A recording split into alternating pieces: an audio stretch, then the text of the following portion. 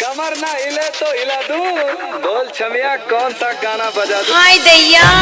दशरथ कुमार दुर्वेदी का बाया हाथ का खून है।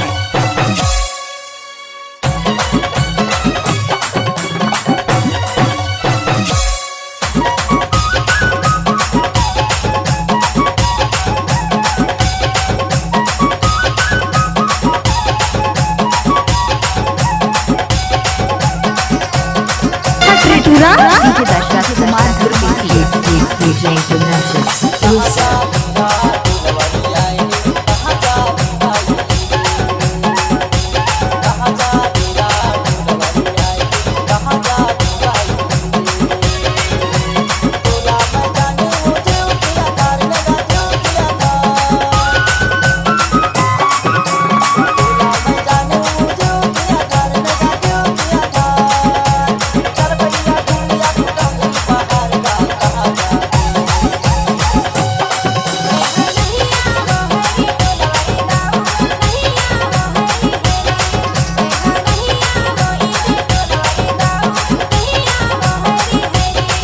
पागल हो गई इसका।